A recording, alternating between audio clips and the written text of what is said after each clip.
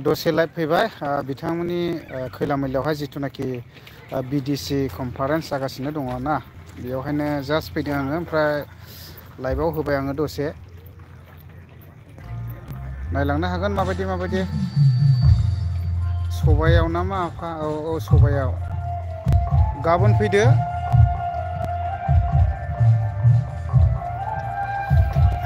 ओमफ्राय कमेन्ट खालामनो हागोन लोगोफोर फरायनो टाइम दं आरोना आं माने आउटआवसोखा नालाय बायरावसो ओमफ्राय प्रग्रामाथ' जागासिनो दङ नै बैजोंनो जादों ओमफ्राय आं थाङाखै ओरैनो लामायावसो दं आरोना कमेन्ट खालामनो हागोन बयबो दान्दिसे आं कमेन्टखौ फरायनो रेडि आरोना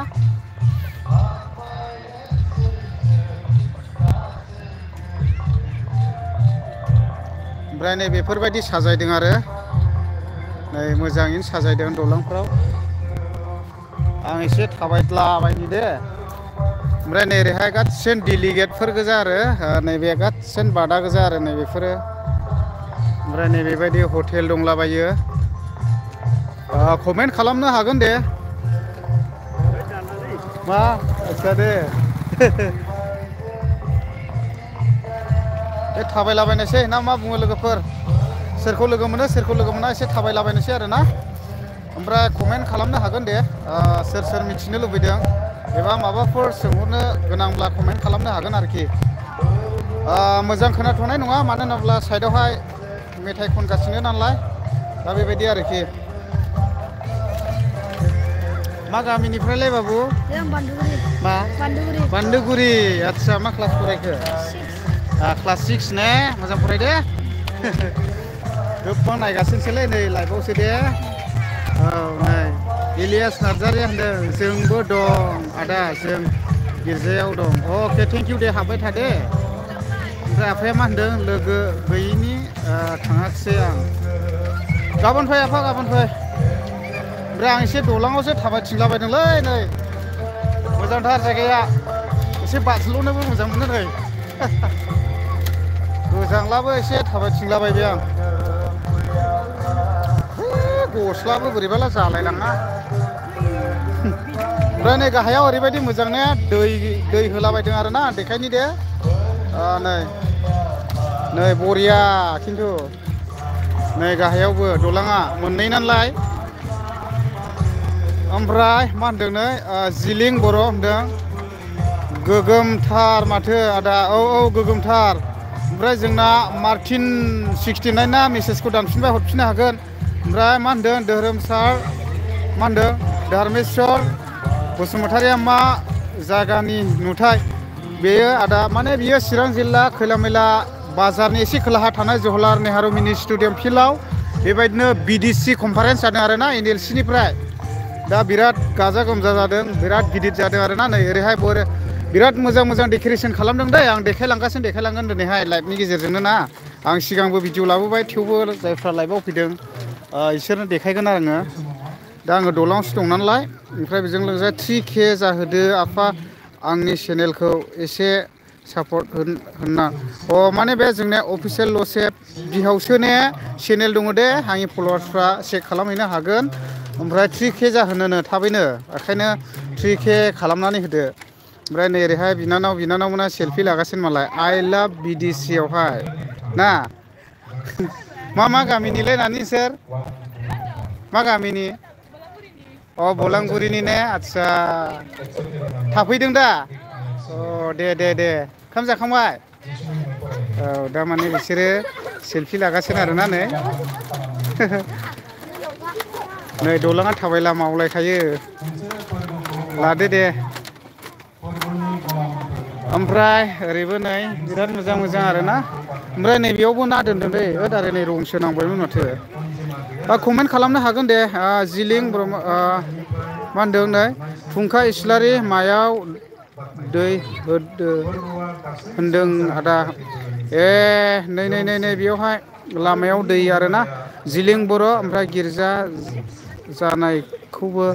देखाय आदा अ थांगोन र' दसेनि उनाव थांगासिनो दे ओमफ्राय बेजों लोगोसे मार्टिन 69 ना मा होनदों आंबो थाङोमोनलै आदा अ फैनो हागोन दे थेंक इउ जेबो नङा फैनो हागोन ओमफ्राय ओरैबायदि मोजां डेक'रेसन खालामनानै दोनदों दे आं गाबोनहाय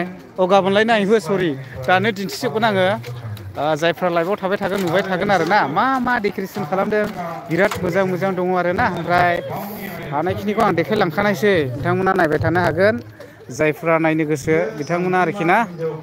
ओमफ्राय मा होनदों डमिनिक नार्जारिया मा होनदों आंबो लांफैलाय आदा होद नोंबा अबाव लायनायाथ' लायजागौमोनलै ओइ कमेन्ट खालाम दे बयबो गोसोबायदि एकदमबारे गिदिंखावलाबायनायसै आरोना दिनैहाय सेंग्राफ्रा फैगासिनो दं आरोना नै थांगासिनो दङ दा बेबायदि आरोखि आं एसे देखायलांनोसै दे होनब्ला दा नायलांनो हागोन आरोखि आं एसे देखायनि बेखौथ' नुखाबाय माने आइ लाभ बिदिसि आरोना गोजौसो खेबबाय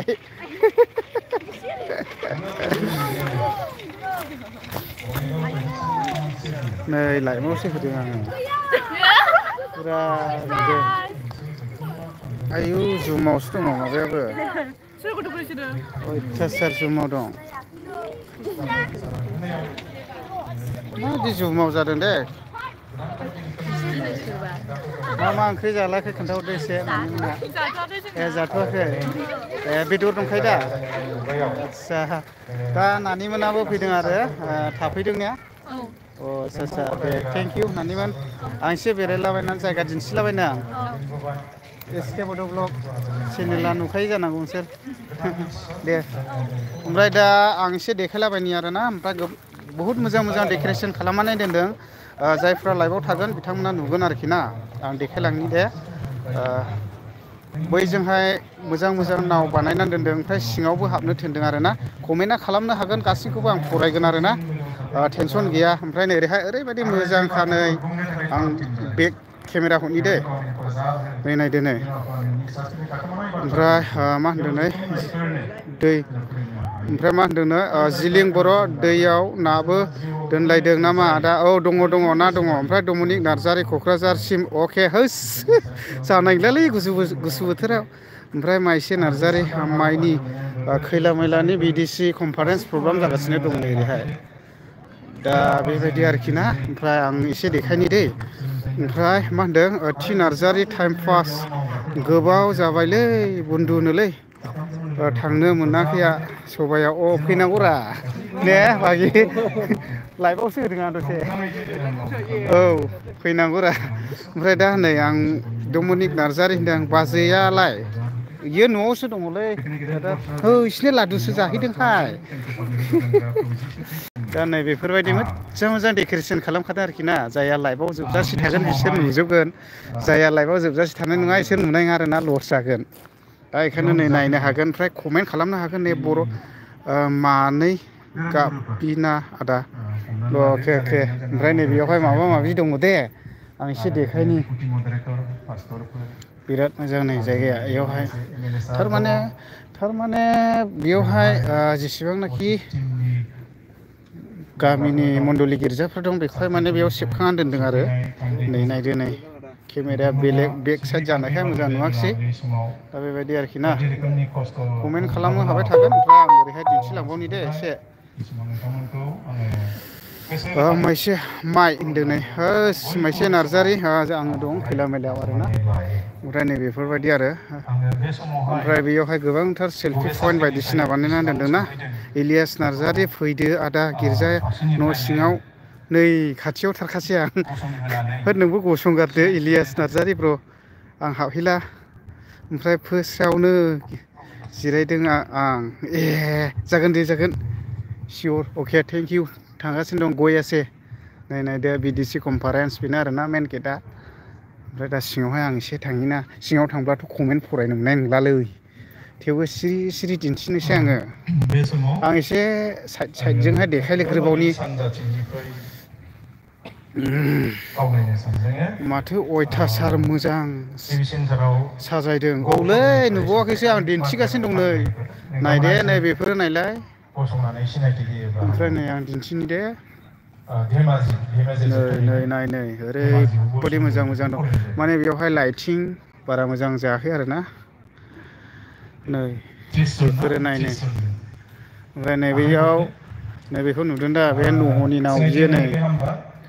नैबे नह'नि नाव आरारात हाजोआव थाबथाफैनायनि आरो बियो नै नायदो नै बेफोरबायदि आरोखि ओमफ्राय आं साइडनावहाय स्लाइड दिन्थिहरनि नै प्रग्रामा बेयावनो जादों आरो ओमफ्राय आं एसे देखायनानैहाय आं बायहेरायाव फैफिनगोन दे दसेल' देखायगोन दे नोंथांमोना नायनो गोसो जाबायला दिन्थिनोसै आङो केमेरा मावलाबो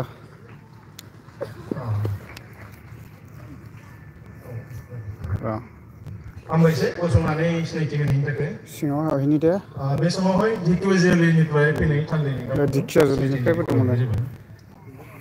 ढेकियाजुलि गसंदोंना गसङाखै बेनिफ्राय मोदाननाय जादों बारा नुहुराखै माने मोनबेसे गामिनिफ्राय फैदों बेखौ देखायगासिनो आरो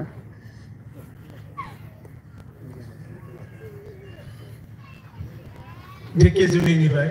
खैजन फैदों 16 साथामल' ढेकियाजुलिया साथामल'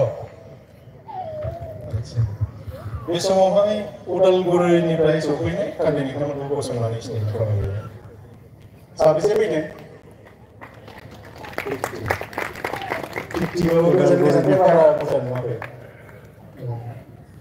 बे समावहाय पार्किजुलिनिफ्राय फैनाय थान्दैनि बिथांमोन आंबो दङ पार्किजुलिनिफ्राय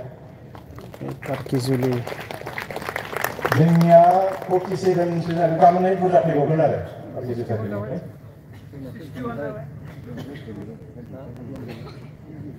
बे समावहाय जायगानि बङाइगाव सार्केलनि बे समाव फेदेल सिङाव बेसे दङ गसंनो हायै खामानि जाबाय बिथांमोना खामानिफोर मावदों मावनाया हामबायसै गौरां सार्केलनिफ्राय सफैनाय डेलिगेट नोंथांमोनखौ गसंनानै सिनायथिनि खावलायनाय जाबाय हामबायसै थेंक इउ बेनिफ्राय गथायबारि सार्केल गथायबारिनिफ्राय बेसेबां सफैदों सफैथ'वाखै साथाम खाथिसिनना एसे माबा जाबाय लादा जाहांबाय ना बे समाव थामबिल सार्केलनिफ्राय बेसेबां सफैदों खावलायनाय जाबाय गसंनानै हामबायसै बुरजा सफैथारदों मदार्न सार्केला एसेनोसै गसंनानै सिनायथि होनाय फोरबोआ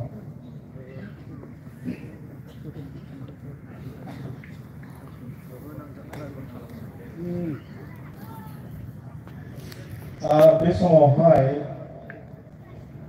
बङाइगाव सार्केल कनफारेन्सनि प्रेसिडेन्ट बिथां मुस्रि बेन्जामिन नार्जारि बिथाङा सम दैदेनो बिथांनो बे समखौ हगारनाय जायो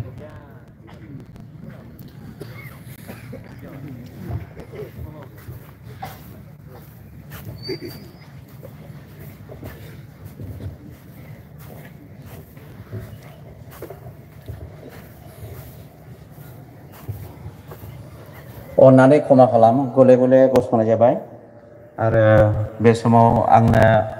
सम होनायखाय जोंनि आफादगिरि सारखौ हामबायसै गसंफैनायनि थांखिया जाबाय दिनै फार्स्ट टाइम आरो दिनैनिफ्रायसो स्टार्टिं जादों फ्रम उदालगुरि ब्र अके थेंक इउ ब्रादार उदालगुरिनिफ्राय हरनायनि थाखाय माखासे आलासि सिनायथि होनाय हाबाफारि लागासिनो दङ दायो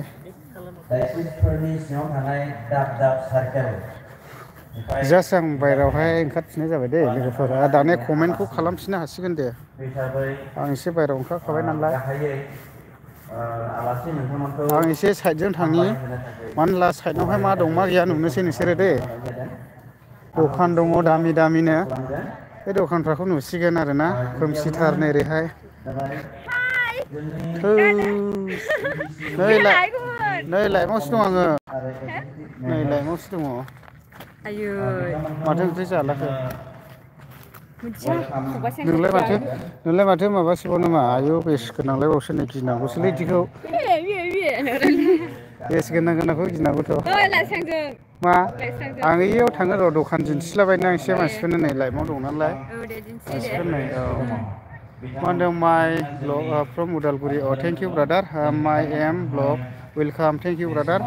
आं एसे दिन्थिलाबायनि दे थां हाबहै नोंसोरो ओंखाम जाखांबाय नोंसोर दे ओमफ्राय आं दखानखौ दिन्थिनि दे लोगोफोर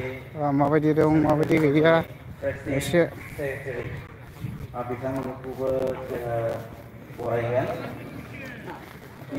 नै बेयावहाय एसे दामाखाल'खा आरोखि ना दखाना एसे हानायखिनिखौ आं देखायनि आयु ओमफ्राय कमेन्ट खालामनो गोसोला खालामनो हागोन दे लोगोफोर आङो एकदमबारे कमेन्टखौ फरायनो हानायनि टाइम जाफिनबाय मानो होनोब्ला आं सिङाव गैला नालाय बायहेरायाव फैबाय आङो ओंखायनो कमेन्टखौ खालामनो हागोन आरोखि गोसोबायदि थाफा होनो हो गोसोबायदि आं थाबायगासिनो फरायगासिनो आरोना होमब्ला सौग्रोजानोबो गिनांगौ केमेराखौ बोरै हरनाला आं नुनाय नङाना दा बेबायदि आरोखि कमेन्ट फैबायनो फुंखा इस्लारि हाजोनि नामखौ खोन्था प्लिज आदा अ थेंक इउ माइ ब्लग अके ब्र जागोन र' हाजोनि नामखौ आं दा ट्राइ खालामफिनगोन दे बेयावहाय दखानसो दै नै भुटाननि मारै होनदों नानि मोनबाजों 100 आदसा नै सन्थ्रा फानदों आरोना नानिया रोंनांगौ खामायनो ने एकदमबारे दानिफ्रायनो खामायनो रोंनांगौ नै खमला फानदों गाबोन नांगोन दे फुङावहाय थिगखोना खमलानो थोलायखानाय नङा दे नानिया नोंसोरलाय बायना जाग्रा नामा दा नै बेबायदि आरोखि नै मा होनो पियाजि गरम आदसा ओमफ्राय मा दङ नै बेबायदि आरोखि दा गरमल' आरोखि जायोबो नै गरमनो फुरानो ओमफ्राय नै फुरा फानखादों आरोखि ना लाइफआवसो होखादों नुगासिनो दंखायो ओमफ्राय खोनाबाय लोगोफोर आं दखानावहाय एसे जास्ट फैदोंमोन आरोना गरम पियाजि बायदिसिना कमेन्ट खालामनो हागोन गोसोबायदि एसे बेरायलाबायनि बिथांमोनखौ आङो जौसाङाव थानायखाय सिगांनो बिथांमोनखौ बरायग्राय जाबाय दानिया आं गाबज्रिलांनायसै लोगो बिथांमोना ओरैबो दङ नै दखाना गोसोबायदि फैनो हागोन आयु बैग्रिया एभेलेबेल नै बैग्रिया नै आयु एभेलेबेल आयु ओमफ्राय नै बिराद मोजां खायद' दं दे बेयाव हांनायनिसो दङ नै बुस्थुआ आयु हांलायनायनि होद हांनाय मानायनि दंजोबो आरो ओमफ्राय आं लामाजों थांफिनि दे बैजोंहाय मोनसे सेल्फि पइन्टजोंहाय बिराद मोजां जायगा दं जायफ्रा जोबजासे थागोन बिसोरथ' नुखागोन जाहैबाय नालाय दा थाबायगासिनो आरोना आंबो कमेन्ट खालामनो हागोन लोगोफोर सेंग्राफोर मा गामिनिलै आयौ लावख्रिगुरिनि गोलाव जिरायनोसो थांसै नामा नोंसोरलाय बिदि नङालै सेंग्राफोर कमेन्ट खालामनो हागोन दे लोगोफोर दसे टाइम पास ओमफ्राय नायनानैल' दङ बिमल मोनबो जादो आदा लादुखौ जाथ'आ आं दा एसे जागोन गुसुथार अयथासार गारि खारनो नानै एसे नायनांगौबो जालायलाङो माने मबाइलाव नायनानै थाबायलाबो गारियावहाय नांग्रांला दिगदार जागोन ना दा बेखायनो आरोना आइ लाभ बिडिसि कनफारेन्स बे गारि नै ओमफ्राय नै बेयाव नायदो बिराद समायनाखा नै नुबायना नोंथांमोना आं बे केमेरा हरनि दे कमेन्ट खालामदो दे एकदम माथो कमेन्ट खालामथाराखै खायफा जायफ्रा दं बिसोरो माने कमेन्ट खालामखाबाय जानांगौ ओमफ्राय एसे कमेन्ट खालामब्ला इन्टारेस्टिं मोनो आरोना गोसोआ नै बिराद मोजां दं दे लकेसनफ्रा दा कमेन्ट खालामदो दे लोगोफोर एसे कमेन्ट फरायनो गोसो जादों आङो थारमाने बायहेरायावसो दंखायो नालाय आङो उनावसो दा बेबायदि आरोखि ना कमेन्ट खालामनो हागोन लोगोफोर ओरैहाय गारियाबो नै बिराद माथो दोनदोंसो पार्किंसो खालामदों नै सालायबोनायखाय ओमफ्राय बेजों लोगोसे बिजितगिरि मोसाहारिया मा होनदों खृष्टानफोरनि मिटिं नामा मिटिंआलाय बिडिसि मिटिं माने सभा माबा आरोखि ना बिडिसि कनफारेन्स जादों आरो ना ब्रादार बिडिसि कनफारेन्स ओमफ्राय थेंक इउ ब्रादार सोंहरनायनि थाखाय ओमफ्राय बेजों लोगोसे गोबांथार आंनि जेसेबांनाखि फलोवार्स लोगोफोर कमेन्ट खालामनो हागोन जास्ट आरो ना नोंथांमोनजोंहाय आं दसे लाइभआव फैखादों फ्रि टाइमखायनो ओमफ्राय सोर सोर मा मिथिनो गोसो कमेन्ट खालामनो हरनो हागोन आरो ना आं बेक केमेरा होनैनो ओमफ्राय बेजों लोगोसे मा होनदों नै ब्लग फेमिलिया मा होनदों नै नावखौ खोन्थादोरा दे आरो मोसाहारि बिनानावफोर शिमलगुरिनि खाथिनि आगोलनि खाथिनि र' आं बैयावहाय दिन्थिनि नावखौहाय दे र' नावखौ नायनो गोसो जाबावदोंनोलै लोगोफोर दे आं एसे दिन्थिनोसै दे नावाखौ रेभारेन्ड नबिन मेधि रेभारेन्ड रहेन्द्र नार्जारि र' नाव नायनोनो एसे जास्ट नावखौ देखायबाय ओमफ्राय हरैहाय माखासे सेल्फि पइन्टफोर दङ ने आं बेखौ दिन्थिनोसै रेभारेन्ड सुबुंसार बसुमतारि बङाइगाव सार्केलनिफ्राय रेभारेन्ड हारन नार्जारि रेभारेन्ड सन्जय काजी रेभारेन्ड नै नायदो दे नावखौहाय दे नैबे आरारात हाजो नालाय आरारात हाजो होनना बुङोब्ला माखासेया मिथियैफोरबो थायो नालाय आरारात हाजोआ बयनिफ्राय बुहुमनि गेजेराव जौसिन हाजो आरो ओमफ्राय मोनसे समावहाय नमनि आमोलाव इसोरा संसारखौ दैबानाजोंहाय संहार खालामदोंमोन जाहैदों ओमफ्राय दा बेवहाय अनलि नहरनि न'खरनि मानसियाल' बासायजादोंमोन जाहैदों ओमफ्राय दा बे नावआवहाय गाखोनानैहाय दैबानाजों गोजावबोनानै नैबे आरारात हाजो होननायावहाय थाबथाफैदों आरोखि दा बेनिनो नेरसोनथि हिसाबैहाय नैबेखौहाय बानायनानै दोनदों आरो नैबेनो आरारात हाजोआ गौतम मोसाहारि अरुणाचल सार्केल दा नायदो नै बेफोरबायदि आरोखि ना ओमफ्राय नुबाय जानांगौ नावाखौ एसे मोजाङै नायनानै लादो नै मानो होनना बुङोब्ला नावाखौ नायनोहाय माबा खालामफिनदोंमोन नालाय मानसिफ्रा ओंखायनो दा आं नावखौहाय दिन्थिफैफिनबाय ओमफ्राय दा बारा मोजां नुवाखै आरोखि मोनानि समखाय दा बेबायदि आरोखि नै नायदो नै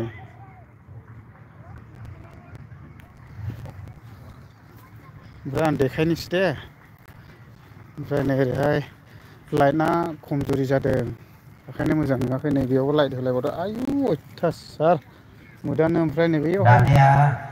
नैबेफोरावहाय फिरफिलाखौ गाबोनसो थिखांगोन खोमा दिनैहाय थिखांथ'नाय जायाखै नै बेयाव लेम्प दंलायबावोसो नै लेम्प ओमफ्राय कमेन्ट खालामदो दे ओमफ्राय नै बै साइडजों बिराद मोजां बानायनानै दोनबावदों आं देखायनि दे दसे देखायबावनि बारनाबास बसुमतारि सेक्रेटारि सन्जिब बसुमतारि फैदोंना फैयाखै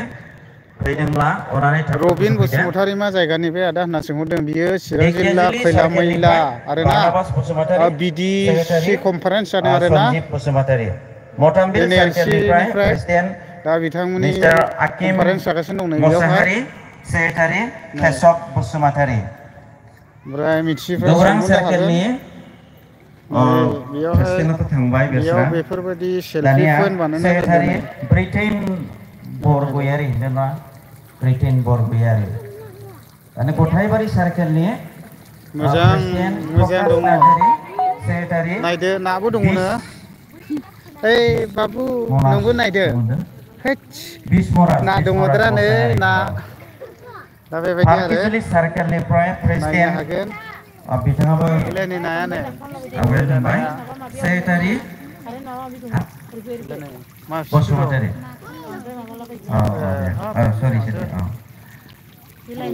पार्केजुलि सार्केलनिफ्राय सेक्रेटारि श्रीतिराज मोसाहारि ओमफ्राय दि दैमारि जों गाबोन अके फैनो हागोन दे लैथोमा हेल' हेल' थेंक इउ थांबाय ओमफ्राय सेक्रेटारि अके गाबोन फैनो हागोन दे प्रकाश गाबोन नार्जारि फै सेक्रेटारि बिराद मोजां जादों प्रग्रामा अरुणाचल सार्केलनि प्रेसिडेन्ट कुर्तु जुकियो बिथांमोन ना गोबां डेक'रेसन खालामनानै दोनदों मानो होनना बुङोब्ला मोनानि सम ना बे हिसाबैनो आङो नोंथांमोनहा स्पर्ट्सयै दिन्थिनो हायाखै आरो जास्ट बेफोरबायदि आरो गाबोन फैयोब्ला नुगोन बेजोंबो हनै बिराद माने गोबां जायगायावनो डेक'रेसन खालामनानै दोनदों बेबायदि आरोखि ओमफ्राय ओरैहाय प्रग्रामाथ' जागासिनो दं नै बेखौ एसे माबा खालामगोन प्रेसिडेन्ट कलेज नार्जारि गहपुर सार्केलनिफ्राय भाइस सेक्रेटारि प्रकाश नार्जारि ओमफ्राय ओरैहाय जिरायग्रा मोजां मोजां बानायनानै दोनदों ओरै हाजो आं एसे आउटआव थांनोसैलाय दे प्रेसिडेन्टआ थांबाय सेक्रेटारि बिश्वजित नै बिराद मोजां गोजौआवहाय फुल दोनहैजोबबाय आरो धेमाजि सार्केलनिफ्राय प्रेसिडेन्टआ थांबाय सेक्रेटारि धनिराम ब्रह्म लैथोमा होनदों अबे जायगायाव जादों आदा बियो जादों जाहैबाय चिरां जिल्ला खैला मैला बाजारनि एसे खोलाथिंजाय थानाय मोनसे जोहोलार नेहारु मिनि स्टेडियाम फिल्ड दं बेयावहाय जागासिनो DWCनि गोदानै दाजानाय प्रेसिडेन्ट मिसेस बेयावबो बेबायदि आरोखि 10टा डाइसिसन ना मा दङ आरोखि ओमफ्राय बे 10टा माबाजोंहाय जानायनि आरोखि दा नैबेयावहाय दङ आरोखि नै पार्किजुलि मा होनदों मा होनदों सार्केल पार्किजुलि सार्केल दं ओमफ्राय बे मा होनदों गोथैबारि सार्केल ओमफ्राय बेजों लोगोसे मा होनदों गौरां सार्केल उदालगुरि सार्केल ओमफ्राय मथामबिल सार्केल ओमफ्राय ओरैहाय दिखियाजुलि सार्केल ओमफ्राय ओरैहाय बङाइगाव सार्केल ओमफ्राय धेमाजि सार्केल गहपुर सार्केल ओमफ्राय अरुणाचल सार्केल दा बेफोरबायदि आरोखि 10टा माबा आरोखि दा नै बेबायदि आरोखि बे समाव जोंनि ओमफ्राय आङो बाहेरायाव थांनायसैलाय दे ओमफ्राय दे दाना कमेन्ट खालामदोलाय लोगोफोर कमेन्ट खालामनो हागोनसैलाय मानो होनब्ला आं एसे ओंखारबोलायबायना दा कमेन्ट खालामनो हागोन ओमफ्राय ओरैहाय दलाङाजों फैफिनलायबाय आं हाबनाय जायाखिसै गाबोनसो मोजां हाबसिगोन आं दिनै हाबथ'ला आरोना गाबोननिफ्राय मोजां माबा लासिगोन दा दिनै जास्ट आङो लाइभआव थानो गोसो जादों आङो दा बेखायनो एसे बाहेरायावहाय फैलायबाय आरोखि ओरैहाय थाबायगासिनोसो दं आं लामाजों दे सेंग्राफ्रानो जों गामिनिसोलै बे गोजौखा मानसियाबो दा बेबायदि आरोखि ओमफ्राय कमेन्ट खालामनो हागोन दे गोदान कमेन्ट खालामला आं कमेन्टखौहाय रिप्लाइ खालामगोन दे ओमफ्राय आङो लामा थाबायदों नालाय आं केमेराखौ बेक हरनि दे नङाब्ला बबेबा गादबनांगौलायला दिगदार जागोन दा नै बेबायदि आरोखि फैलागासिनो दङ नै बियो दलां ओरैबायदि मोजां बानायखादों नै बेयावहाय नै फैद बा दा बिदि आरोखि दा दलाङा मोननै साइडजों ओंखारजाग्रा बानायदों आरो ओमफ्राय हौरैहाय डेलिगेटफोर बिराद गिदिर माबा आरो दङ मा बुस्थु बेलाय आस्सा माइरं नै ओमफ्राय आंजों लोगोसे दं ओरैहाय नै सानदोब फंबाय नोंलाय माथो बिबानाव मोनदों भलन्टियाराव थानांदों भलन्टियाराव नै आं गोबां लोगो मोनदों बिनानावमोनखौबो लोगो मोनलाबाय थायो भलन्टियार थालाबायदों दा गैया थानांगौ जाबाय आरो थानांगौरा औ नों आं थायालालाय सिथो थानाय नों आं सहाय होआलाय ओमफ्राय ओंखाम जाबाय जायाखै नै दा एसे मिटिं दङ बे मिटिं रायज्लायग्रोनायजों सावरायग्रोनायजों जों दा थाथ'दा आदै औ दे नोंनिया खामानि दं जाहैबाय दा बेबायदि आरोखि ओमफ्राय आं देखायनोसै एसे ओरैहाय नै बेफोर गासिनो डेलिगेटफोर गोजा जाहैबाय आरोखि ना ओमफ्राय जासमिन नार्जारिया हेल' होनदों नै हेल' ब्रादार जासमिन ब्रादार ना सिस्टार जाखो आंनावहाय कमेन्ट खालामनायनि थाखाय ओमफ्राय दे होस माथोलाय आर'नाइखौनो लाना खाबोबाय नैबे डेन्जार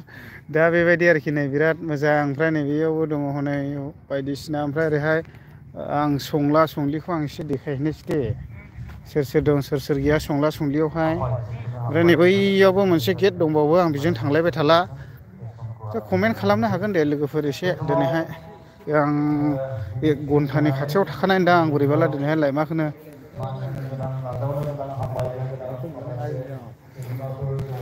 नै ओरैहाय दङ संला संलि ओरैनो खायद'आ बिराद मोजांलै थासुमलिसो मेदों दां नै साइसआव माबासो थासुमलिसो होनदों दा नै नै बेयावहाय अर सायनाङासै आरोखि नङाब्ला आसिफ्रा सुहाबलाबायबाय नालाय दा मा नै माने आं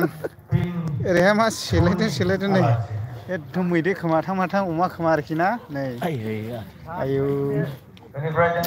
अमा खोमा सेलायदों नैबेनो बांसिन जानो हायो जोंहा आदाया हाखानाया माय लेडिस नहीं है ब्रो आच्छा थेंक इउ ब्रादार लेडिस नङाला मोजां ओमफ्राय अनारसिं इस्लारिया मोजां जाथारदोंना औ थेंक इउ मोजां जादोंथ' आरोलै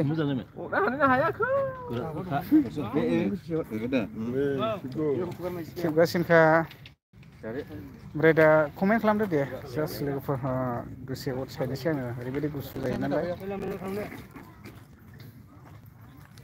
रहिमालाय संनायाव बाहागो मोनदों नामा कमेन्ट खालामदो लोगोफोर दसे कमेन्टखौ फरायनोसै अयथासार गुसुथार बेलाय थांबाय नामा बिनिया थाङाखै दाबो दङरा आं थांबायसो होनदों ओरैबो हाद्रि खुदों ओमफ्राय कमेन्ट खालामदो दे लोगोफोर जास्ट दसे रायलायनि ने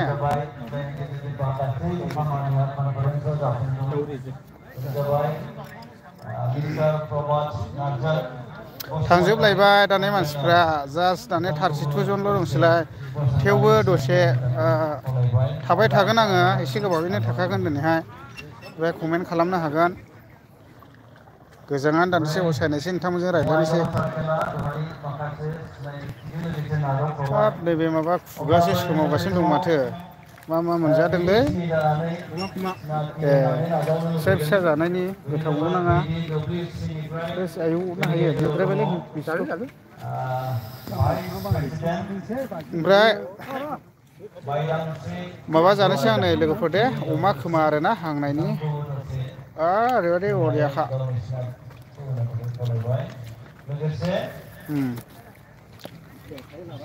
उरावनिनो खिसि हारा सावथालनिनो सख्रि जेल ओमफ्राय उरावनिनो अमाखौहाय खिसि होनबाय नालाय ओमफ्राय खोमाखौ मा होनो केबेदा आरोना केबेदा मकालाग' भालु राय होनो मा इयो आइयो माथो बिराद मोजां खायद'लै मबेबा लोगो मोनसंहैबायलै आं दिनैहाय लोगोफोर मोनसे खनबावनोसै ओरैबायदि गोथावखा दिनै मोजां जायगायाव लोगो मोनसंदों मा दुन्दियाफ्रा गोथाव जाजानोहाय अमा खोमा बिदिखौ जानांगौ बानलुखौ अमा खोमा ना कमेन्टखौ नायनोसै दे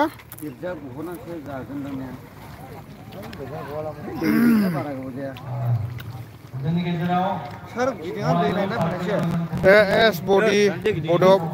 वाइटिनो मा जादों बे जायगायाव माबालै बिडिसि कनफारेन्स जादों आरोना NLC-निफ्राय